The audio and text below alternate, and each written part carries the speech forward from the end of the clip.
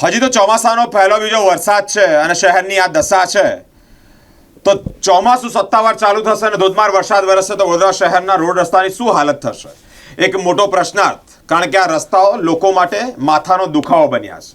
અલગ અલગ જગ્યા પર રોડ રસ્તાની કામગીરી પાલિકા દ્વારા જે કરવામાં આવી હતી, એટલે કે પ્રી મોન્સૂનની કામગીરી કરવામાં આવી હતી, તેના પર અનેક પ્રશ્નાર્થ છે. કારણ કે ખાડા ટેકરા, મસ્ત મોટા ખાડા જોવા મળ્યા છે. વડોદરા શહેરના ગાજરાવાડી વિસ્તારમાં ગાજરાવાડી સ્મશાનવાળા રોડ પર મસ્ત મોટા ખાડાના લીધે લોકોને કમરનો દુખાવો પણ ઉપડી રહ્યો છે.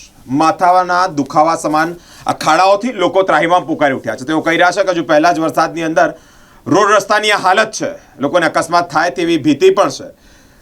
પ્રી મોન્સૂનની કામગીરી પર અનેક પ્રશ્નાર્થ ઊભા થયા છે. કોન્ટ્રાક્ટરોની મિલીભગતને કારણે આ સમસ્યા, આ તકલીફ વેઠવાનો વારો સામાન્ય નાગરિકોને આવી રહ્યો છે. વરસાદી માહોલમાં પાલિકાની પ્રી મોન્સૂનની કામગીરીના ધજાગરા ઉડતા જોવા મળ્યા છે અને એ સિલસિલો હાલ અત્યારે યથાવત છે. સ્માર્ટ સિટી, વડોદરા શહેરને સ્માર્ટ સિટી કહેવામાં આવે છે, પરંતુ ઠેર ઠેર ભૂવા જ ભૂવા જોવા મળ્યા છે. છાસવારે કોન્ટ્રાક્ટરો અને કટકીકરમાં પાલિકાના શાસકો અને અધિકારીઓની મિલીભગતને કારણે આજે નગરજનોને હાલાકીનો ભોગ બનવાનો વારો આવ્યો છે. ગાજરાવાડી વિસ્તારમાં સ્મશાન તરફ અસંખ્ય ખાડાને કારણે અહીંયા લોકોને હેરાન થવાનો વારો આવી રહ્યો છે. કમરના દુખાવા પણ ઉપડી રહ્યા છે, વાહનોને નુકસાન પણ થઈ રહ્યું છે. પ્રથમ વરસાદમાં જ રસ્તા ધોવાતા હાલત થઈ છે. રોડની કામગીરીમાં ભ્રષ્ટાચાર આચરવામાં આવ્યો હોય તેવી માહિતી સામે આવી છે. રામનાથ સ્મશાનથી વીઆર ટોકીઝ સુધીનો જે વચ્ચેનો રસ્તો છે, આ રસ્તાની આ સ્થિતિ આ વર્ષે નથી, દર વર્ષે ચોમાસામાં આ જ સ્થિતિ થાય છે. ગયા વર્ષે કંટાળીને સારી ક્વોલિટીનો થોડો ઘણો રોડ બન્યો, વર્ષોથી નહોતો બનતો, એ બન્યો અને બન્યાના 3 થી 4 જ મહિના થયા અને આ રોડ ફરી ખોદી નાખવામાં આવ્યો.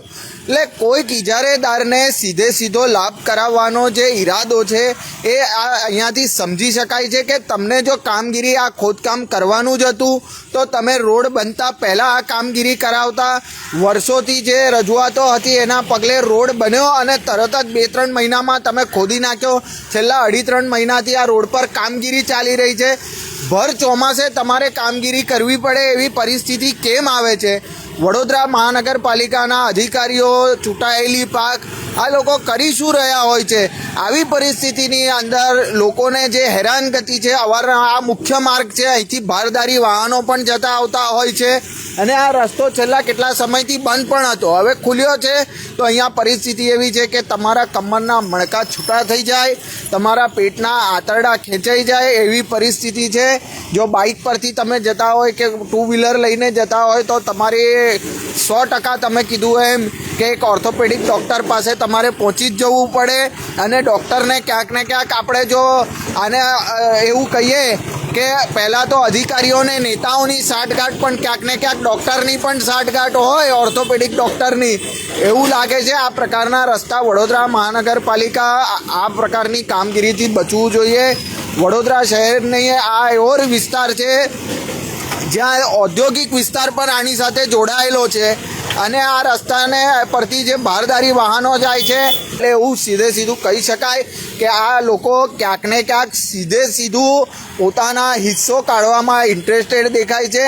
આ વિસ્તારને આ સમસ્યામાંથી મુક્તિ આપવાની એમનો ઈરાદો દેખાતો નથી. ક્યાંક ને ક્યાંક આ સીધો ભ્રષ્ટાચાર જ એને કહી શકાય, એને બીજું કોઈ કવર ચડાવી ન શકાય એવી પરિસ્થિતિ આ દર વર્ષે જનતા જુએ છે અને આ નગ્ન સત્ય છે. એટલે વડોદરા મહાનગરપાલિકાએ હવે સુધરવું જોઈએ, નહીં તો ભવિષ્યમાં તમે જે દાવાઓ કરો છો એ દાવાઓની પોલ ખોલ તો તમે જાતે જ કરી નાખો છો. એટલે હું એવી વિનંતી કરીશ કે ભાઈ તમે હવે કમસે કમ હવે તો તમારે રોકાવું જોઈએ અને આ વિસ્તારને આ સમસ્યામાંથી કાયમી નિરાકરણ આપવું જોઈએ. એ હું વડોદરા મહાનગરપાલિકા પાસે માંગણી કરું છું.